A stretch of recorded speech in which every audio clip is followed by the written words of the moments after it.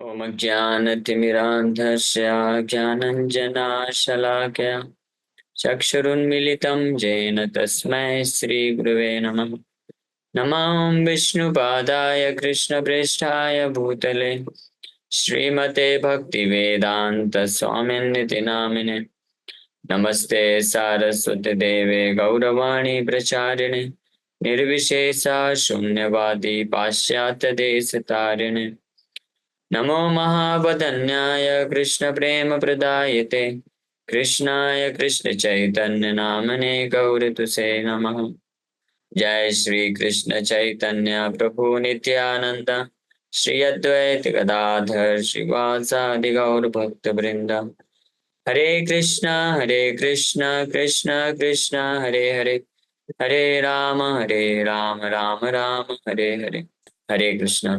तो आप सभी भक्तों का हार्दिक स्वागत है आज के गौर कथा में। तो आज हम लोग चर्चा कर रहे हैं श्री चैतन्य चरितमृत आदि लीला, इसका अध्याय 6 और श्लोक संख्या 41 तक चर्चा किए थे लास्ट टाइम। तो अद्वैत आचार्य की महिमा का वर्णन किया जा रहा है इस अध्याय में। अद्वैत आचार्य चैतन्य महाप्रभु के गुरु के रूप में प्रकट हुए। हालांकि वो भगवान श्री चैतन्य महाप्रभु का अपने आप को दास मानते थे, क्योंकि भगवान के अंग हैं, अंश हैं इसके कारण। लेकिन लौकिक लीला ते धर्म मर्यादा रक्षण स्तुति भक्ति करे न तार चरण वंदन। ये चैतन्य महाप्रभु लौकिक लीला को लौकिक दृष्टिकोण से लीला करते हुए धर्म का मर्यादा स्थापित करने के लिए उनका अद्वैताचार्य को गुरु के रूप में स्वीकार करके उनके चरण कमलों का वंदना करते थे और प्रार्थना करते थे। चैतन्य गोसाई के आचार्य करे प्रभु ज्ञान आपना के करे न तार दास अभिमान। Sri Advaita Acharya, however, considers Lord Chaitanya Mahaprabhu his master, and he thinks of himself as servant of Lord Chaitanya Mahaprabhu. लेकिन अद्वैताचार्य अपने आप को चैतन्य महाप्रभु का दास मानते थे, चैतन्य महाप्रभु का अपना स्वामी समझते थे। The Bhakti Rasamrita Sindhu of Rupa Goswami explains the super excellent quality of devotional service as follows. ब्रह्मानंदो भवेदेश चेत परार्ध गुणीकृत नयति भक्ति सुखाम्बोधे परमाणु तुलामपि। तो प्रभु जी जो वर्णन कर रहे थे अभी लास्ट में भक्ति के सागर के बारे में, देखिए कितना अद्भुत चीज है ना। जो प्रभु जी वर्णन कर रहे थे वही यहाँ पे आ गया तात्पर्य में। भक्ति रसामृत सिंधु में रूप गोस्वामी बताते हैं, ब्रह्मानंदो भवेदेशा चेत परार्ध गुणीकृता न इति भक्ति सुखाम बोधे। भक्ति के सुख जो है अम्बोध है, मतलब सागर के समान है। परमाणु तुलाम अपि, एक छोटे से परमाणु के बराबर भी नहीं है, ब्रह्मानंद भी नहीं है। और उसको चेत परार्ध गुणी कृता, परार्ध गुणी यानी जो है ब्रह्मा जी की आयु द्विपरार्ध होती है, तो एक परार्ध में कई करोड़ों करोड़ों वर्ष होते हैं। तो परार्ध गुणी मतलब करोड़ों करोड़ों गुना अगर कर दिया जाए किसको, ब्रह्मानंद को, तब भी न इति भक्ति सुखाम बोधे, भगवान के प्रति जो शुद्ध भक्ति रूपी सागर है उसके सामने परमाणु तुलाम अपि, परमाणु के समान भी नहीं है। क्या चीज? ब्रह्मानंद। ब्रह्मानंद मतलब निराकार ब्रह्म पे ध्यान करने से जो ब्रह्म साक्षात्कार प्राप्त करने से जो सुख की अनुभूति होती है, वो उसको उस सुख को अगर करोड़ों गुना कर दिया जाए तो वो भी भक्ति के सागर रूपी जो सुख है उसके एक परमाणु के बराबर भी नहीं है, उसके एक बूंद के बराबर भी नहीं है। ये ब्रह्मानंद की स्थिति। तो भौतिक सुख का तो फिर क्या कहना। ये ब्रह्मानंद का अगर कोई एक बूंद प्राप्त कर लेता है ना तो समस्त भौतिक सुखों को त्याग देता है। ब्रह्मानंद में इतना इतना सुख मिलता है। ये जितने भी बड़े बड़े ज्ञानी हैं, योगी हैं, मायावादी सन्यासी हैं, ये सब लोग जो असली मायावादी सन्यासी उनकी बात कर रहे हैं। आजकल तो मायावादी सन्यासी भी असली रूप में नहीं मिलते, लेकिन जो असली स्ट्रिक्टली आदि शंकराचार्य को पालन करने वाले मायावादी सन्यासी होते हैं वो भी ब्रह्मानंद के सुख को प्राप्त करने के कारण भौतिक संसार के सभी सुखों को त्याग कर लेते हैं बड़ी आसानी से। लेकिन भक्ति रसामृत सिंधु में रूप गोस्वामी वर्णन कर रहे हैं कि भक्ति का जो सुख मिलता है वो ब्रह्मानंद के सुख को करोड़ों गुना करने पे भी वो भक्ति के सुख के सामने एक परमाणु के बराबर। तो यही कारण है कि यहाँ पे अद्वैताचार्य हालांकि विष्णु तत्व है, महाविष्णु है, लेकिन वो भक्ति के सागर को आस्वादन करने के लिए अपने आप को दास अभिमान में रखते हैं। क्योंकि भगवान कृष्ण के दास अपने आप को दास स्वीकार करके, भक्त स्वीकार करके ही भक्ति का सागर का अनुभूति हो सकता है।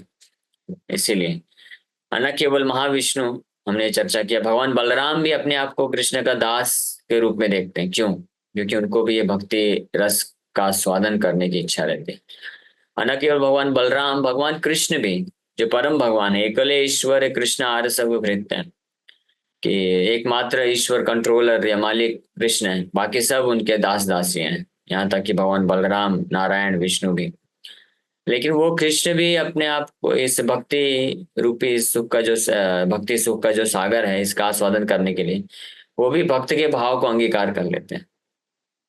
तो ये भक्ति के सुख की महिमा है। और साथ ही इसी प्रकार से द भावार्थ दीपिका स्टेट्स त्वत्कथामृत पाथोदो विहरन्तो महामुदा कुर्वन्ति कृतिन केचित् चतुर्वर्गम तृणोपमम। चतुर्वर्गम धर्म अर्थ काम मोक्ष, ये चतुर्वर्ग बोला जाता है। ये तृणोपमम हो जाता है, तृण के समान तुच्छ हो जाता है। त्वत्कथामृत पाथा पाथोधव, आपके कथा का जो अमृत है उसके सामने। For those who take pleasure in the transcendental topics of the supreme personality of godhead, the four progressive realizations of dharma, artha, kama, and moksha, all combined together, cannot compare any more than a straw could to the happiness derived from hearing about the transcendental activities of the Lord. विहरन्तो महामुदा, जो महामुदा दिव्य आनंद प्राप्त होता है। कुर्वन्ति कृतिनः केचित् चतुर्वर्गम तृणोपमम, तो ये भावार्थ दीपिका में भी इस प्रकार का वर्णन प्राप्त होता है। Those who are engaged, those who engage in the transcendental service of the lotus feet of Krishna, being relieved of all material enjoyment, have no attraction to topics of impersonal monism. तो जो भगवान कृष्ण की दिव्य सेवा, चरण कमलों के दिव्य सेवा में लगते हैं, भगवान के चरण कमलों के एक डस्ट पार्टिकल का भी जस्ट उनको अगर प्राप्त हो जाता है, अनुभव हो जाता है, एक छोटा सा साक्षात्कार हो जाता है, तो उनके लिए भी इम्पर्सनल मोनिज्म यानी निराकार ब्रह्म जो ज्योति है वो तुच्छ हो जाती है, उसके प्रति कोई आकर्षण नहीं रह जाता। पद्म पुराण में भी इसके बारे में वर्णन किया गया है। In the glorification of the month of Kartik, Kartik महीना की महिमा को बताते हुए वहां पे एक भक्त प्रार्थना करते हैं, वरम देव मोक्षम न मोक्षवधिं वा न चान्यं वृणेऽहं वरे सदपीह इदं ते वपुरनाथ गोपालबालम् सदा मे मनस्या वीरास्तं किमन्ये कुबेरात्मजो बद्धमूर्तय व्यद्वत् त्वया मोचितौ भक्ति भाजो कृतौ च तथा प्रेम भक्तिम स्वकाम्य प्रयच्छ न मोक्षे ग्रहो में अस्ति दामोदरी। तो भगवान दामोदर को प्रार्थना करते हुए एक भक्त पद्म पुराण में इस प्रकार से प्रार्थना कर रहे हैं, वरम देव मोक्षम न मोक्ष वधिम वा, कि हे मेरे भगवान, मैं आपसे मोक्ष तक की भी का भी वर नहीं चाहता हूँ। और मोक्ष तो छोड़िए, मोक्ष वधिम वा, मोक्ष से ऊपर भगवान का धाम भी नहीं चाहिए मुझे, आपका धाम भी नहीं चाहिए।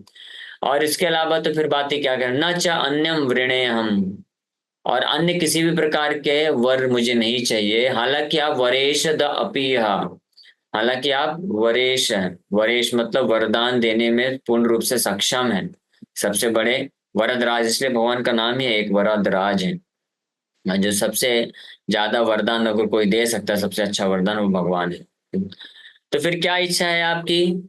मान लो भगवान पूछे उस भक्त से, तुम इतना फिर मेरा पूजा कर रहे हो, भक्ति कर रहे हो, और कार्तिक महीने में आकर के मुझे लैंप ऑफरिंग कर रहे हो, या कार्तिक व्रत का पालन कर रहे हो, तो चाहिए क्या तुमको? हाँ, क्या चाहिए? इदं ते वपुरनाथ गोपाल बालम सदा मे मनस्या वीरास्तम किमन्ये। क्या चाहिए? बस यही चाहिए आपको। ये जो गोपाल बालम है, दामोदर के रूप में आप यशोदा मैया आपको बांध दी हैं, ऐसे ही गोपाल स्वरूप में आप मेरे सदा मेरे मन में हृदय में रहिए। बस यही मुझे वर चाहिए, और इसके अलावा और कोई वर मुझे चाहिए नहीं।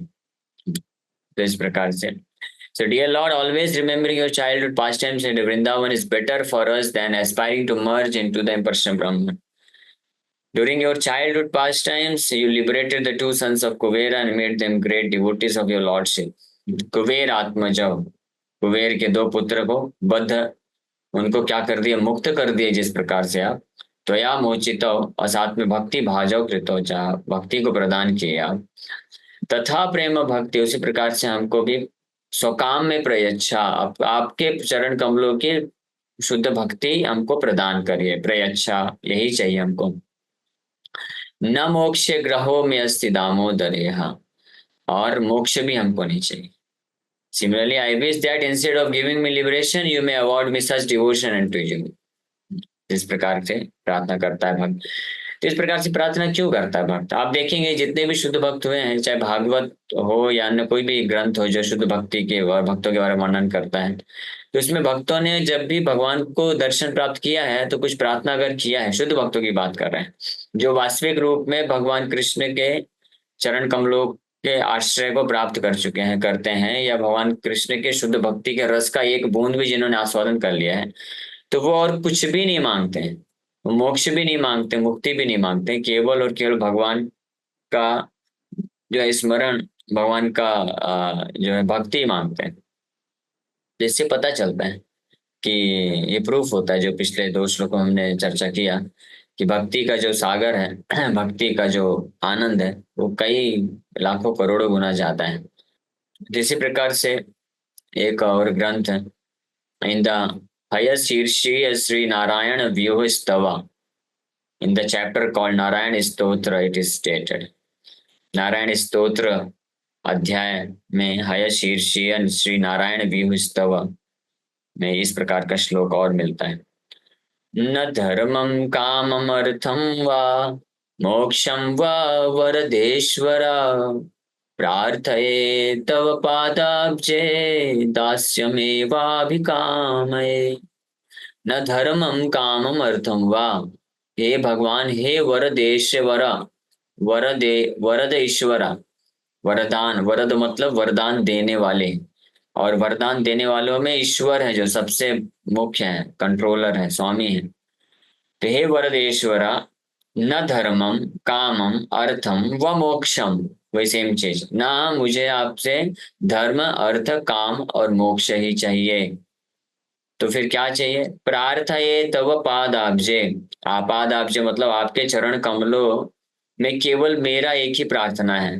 दास्यम एवाभिकामये, मैं केवल आपके चरण कमलों का दास, सेवा मात्र, एवं मतलब मात्र या निश्चित रूप से केवल, अभिकामये मैं बस यही चाहता हूँ। I simply pray that I may always be engage as a servant of your lotus feet. इस प्रकार से भक्त ये प्रार्थना कर रहे हैं। Narsingh Dev offered Prahlad Maharaj all kinds of benedictions, but Prahlad Maharaj did not accept any of them, for he simply wanted to engage in the service of the lotus feet of the Lord. इसी प्रकार से ये तो हमने कई बार चर्चा किया है प्रहलाद महाराज के बारे में, कि नरसिंह भगवान सब कुछ, हर प्रकार के वरदान प्रदान करने के लिए तैयार थे, न केवल भौतिक बल्कि आध्यात्मिक भी। हाँ, लेकिन प्रहलाद महाराज कुछ भी स्वीकार नहीं किए, वो केवल और केवल भगवान के चरण कमलों का सेवा को मांगे।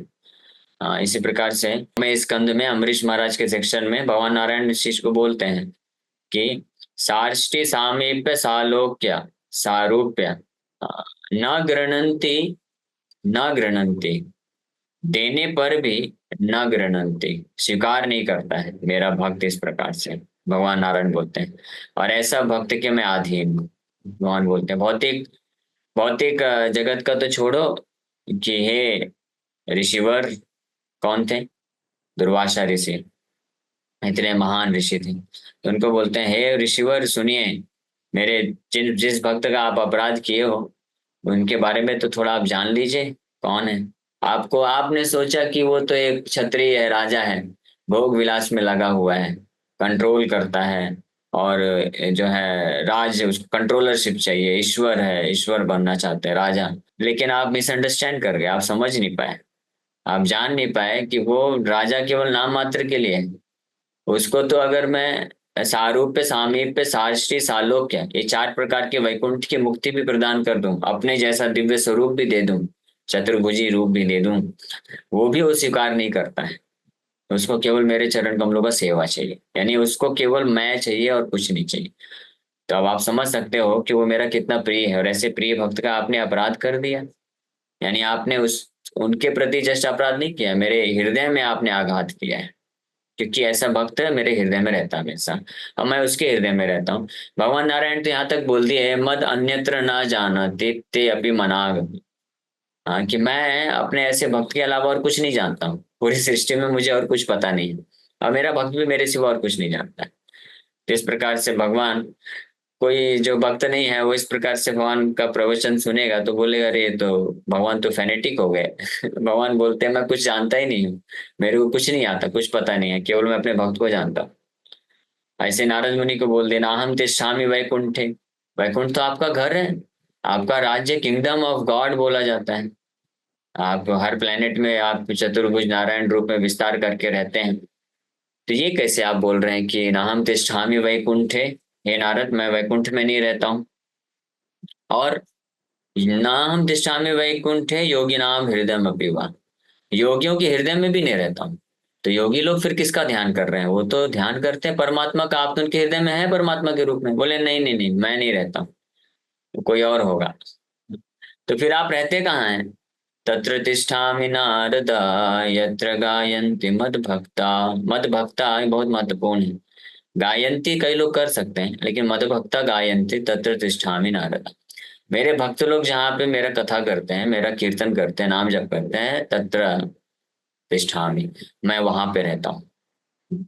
और इस प्रकार से जब भगवान वैसी जगह में रहते हैं, तो उस सभा में जो भी भक्त लोग होते हैं वो सब भगवान के प्रति प्रेम को प्राप्त कर लेते हैं। यही रिजल्ट था जब प्रभुपाद जी कीर्तन किए और प्रवचन दिए, तो भगवान वहां पे उपस्थित थे। इसी के कारण जो पूर्ण रूप से पाप में लिप्त लोग भी ट्रांसफॉर्म हो गए और भगवान कृष्ण के भक्त बन गए।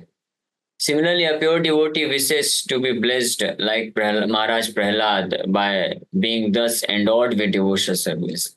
Devotees also offer their respects to Hanuman, who always remained the servant of Lord Rama. The great devotee Hanuman prayed, तो हनुमान जी भी इसी प्रकार से प्रार्थना करते हैं। भवबंध चित्ते तस्यै स्पृयामि न मुक्तये, भवान् प्रभुरहं दासा इति यत्र विलुप्यते। I do not wish to take liberation or to merge in the Brahman effulgence, where the conception of being a servant of the Lord is completely lost. तो हनुमान जी बोलते हैं कि भगवान, मुझे मुक्ति नहीं चाहिए, और ना ही मुझे ब्रह्म में विलीन होना है जहाँ पे ये दास भाव नष्ट हो जाता है। मुझे केवल आपका दास बन के रहना है। हनुमान जी इसी प्रकार से भगवान रामचंद्र को प्रार्थना करते हैं। Similarly, in the Narada Pancharath, it is stated, धर्मार्थ काम मोक्षेषु नेच्छा मम कदाचन, त्वत्पाद पंकजस्याधो जीवितं दीयतां मम। I do not want any one of the four desirable stations. I simply want to engage as a servant of the lotus feet of the Lord. तो एक नारद पंचरात में भी ये प्रार्थना एक भक्त कर रहे हैं कि मुझे धर्म अर्थ काम मोक्ष कुछ नहीं चाहिए, मैं केवल आपके चरण कमलों का सेवक बन करके रहना चाहता हूँ। मुकुंद माला स्तोत्र में किंग कुलशेखर भी इसी प्रकार से वर्णन करते हैं। नाहं वन्दे तव चरणयोर्द्वन्द्वम् अद्वन्द्व हेतो, कुम्भीपाकं गुरुमपि हरे नारकं नापनेतुम्। रम्या रामा मृदुतनुलता नन्दनेनाभिरन्तुम्, भावे भावे हृदय भवने भावजेयं भवन्तम्। बहुत सुंदर प्रार्थना है। किंग कुलशेखर बोलते हैं, नाहम वंदे तव चरणयोर द्वंद्वम मैं आपके चरणयोर द्वंद्वम, आपके दो द्वंद्व मतलब दो, दो चरण कमलों का मैं सेवा प्रार्थना इसलिए नहीं कर रहा हूँ भगवान कि मुझे अद्वंद है। तो मुझे अद्वंद मतलब ये भौतिक संसार द्वंद है, सुख दुख में फंसे हुए हैं सब लोग। तो बोल रहे हैं कि इस भौतिक संसार द्वंद से मैं अद्वंद प्राप्त करने के लिए, यानी मुक्ति प्राप्त करने के लिए, दुखों से मुक्ति प्राप्त करने के लिए आपके दो चरण कमलों का सेवा नहीं कर रहा हूं मैं। हाँ, कुंभी पाकम गुरुम अपी। कुंभी पाक एक नरक है, गुरुम बहुत ही भयानक नरक है जहाँ पे बहुत कष्ट मिलता है। तो बोल रहे हैं कि कुंभी पाकम गुरुमपि, ऐसे घोर नरक में भी मुझे सजा मिल जाए, वहां से छुटकारा पाने के लिए भी मैं आपके चरण कमलों का ध्यान या वंदना नहीं करूंगा। हरे नारकम नापने तुम, ऐसे नारकीय स्थिति में भी हे हरे, हे हरि भगवान, मैं मुक्त नहीं होना चाहता हूँ आपके चरण कमलों का आश्रय लेकर के।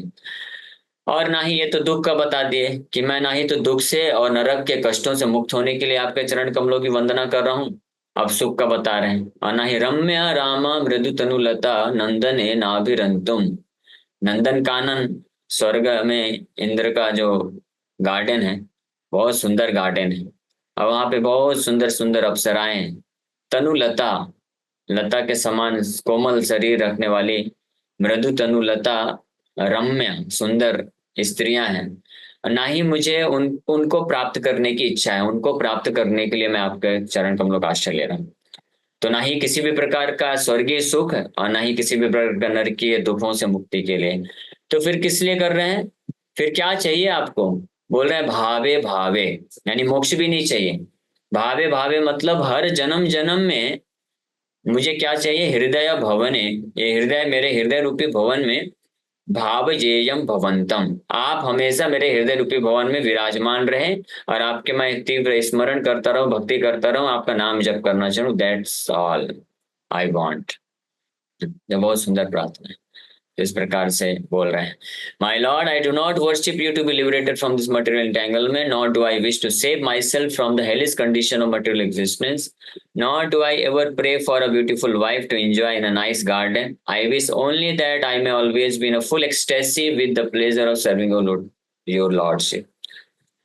और इसी प्रकार से ऐसे अनेकों हैं, सैकड़ों हैं प्रार्थनाएं, सबको तो नहीं वर्णन कर सकते हैं। तो प्रभुपाद जी जस्ट लिख रहे हैं, Shrimad Bhagavatam also there are many instances in the third and fourth cantos in which devotees pray to the Lord simply to be engaged in his service and nothing else, और कुछ नहीं। तो ये रेफरेंसेस कुछ दिए हुए हैं, आप लोग चाहे तो देख सकते हैं।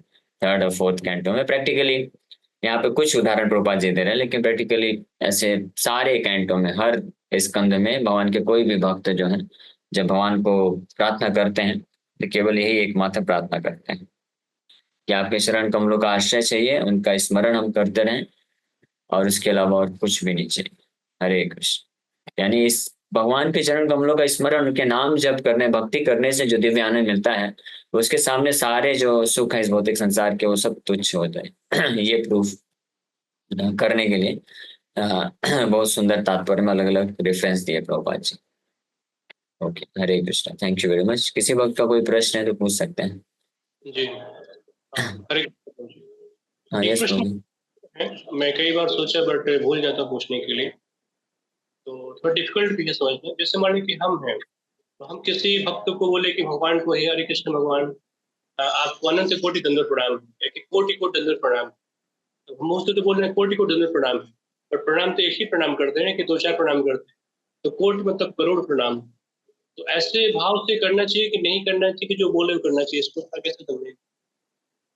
तो इसका दोनों चीज है कि एक तो है भाव से कि भगवान इतने महान है, उनके सामने मैं बहुत तुच्छ हूँ, तो इसलिए भाव से बोल करके कि भगवान मैं क्या प्रणाम करूं आपको, मैं तो प्रणाम करने भी योग्य नहीं, लेकिन इसलिए मैं आपको कोटि कोटि प्रणाम करता हूँ, एक प्रणाम कर दिए।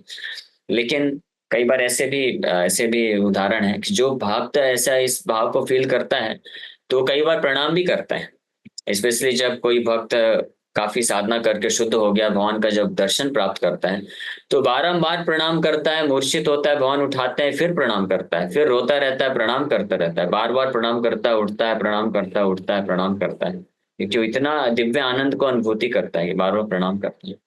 और हम देखते हैं रघुनाथ दास गोस्वामी भी 1000 बार दंडवत प्रणाम करते थे भगवान के विग्रह को। और कई बार प्रणाम करते थे। इसलिए और कुछ भक्त हम लोग देखते हैं, जो भक्त जितना विनम्र होता है उतना वो प्रणाम करता है, भगवान को कहीं भी देख लेता है तुरंत प्रणाम कर देता है। हमारे गुरु महाराज श्री गोपाल कृष्ण स्वामी महाराज के बारे में बताते हैं। एक वक्त अर्ली डेज में जब वो अमेरिका में थे, जुड़े थे शुरू शुरू में, जॉब करते थे उस वक्त, तो टेम्पल हॉल में जितने भी पेंटिंग्स होते थे तो महाराज जब भी आते थे मंदिर, तो एक एक पेंटिंग में भगवान कृष्ण को जाकर के पूरा दंडवत प्रणाम करते थे, पूरा हृदय से सारे पेंटिंग को, सारे डायरामा को प्रणाम करते थे। और हम लोग यहाँ भी देखे, जू में भी इतने वृद्ध होने के बावजूद भी महाराज जो है जब भी टेम्पल हॉल आते थे तो तीनों ऑल्टर प्रणाम करते थे, प्रभुपाद को प्रणाम करते थे, नरसिंह भगवान को प्रणाम करते थे, और कई बार जो है कई डायरोमा को प्रणाम करते थे। तो इसलिए ये एक ये सत्य है कि मतलब जो भक्त जो जितना विनम्र होता है, जितना भगवान की महिमा को अनुभव करता है भक्त, तो वो हृदय से तो प्रणाम करता ही है, शरीर से भी वो झुक जाता है, शरीर से भी प्रणाम करता है। कई लोग नहीं प्रणाम करते, जैसे देखिए जो नए लोग आते हैं तो वो लोग बस, हाँ कई लोग तो हाथ भी नहीं जोड़ते हैं, बस ऐसे देख के चले जाते हैं, क्योंकि उनको पता ही नहीं भगवान कौन है, भगवान के बारे में कुछ पता नहीं। और जिनको पता रहता है तो जो थोड़ा जानते हैं चलो भगवान है तो थोड़ा हाथ जोड़ लेते हैं, लेकिन जिस जो भक्त होता है अच्छे से जानता है कि परम भगवान है, तो वो तुरंत दंडवत प्रणाम करता है। तो ये बहुत महत्वपूर्ण है, दंडवत प्रणाम की बहुत महिमा है। भक्ति रसामृत सिंधु में तो बताया गया है कि अगर हृदय से पूरे भाव से कोई एक प्रणाम कृष्ण को कर देता है ना, तो वो हजारों हजारों अश्वमेध यज्ञ भी उसके सामने उसकी तुलना नहीं की जा सकती, उससे भी ज्यादा वो श्रेष्ठ है एक प्रणाम कृष्ण को करना। क्योंकि एक प्रणाम पूरे हृदय से अगर कोई कृष्ण को कर देता है तो उसका भव बंधन खत्म हो गया, नष्ट हो जाता है उसी वक्त।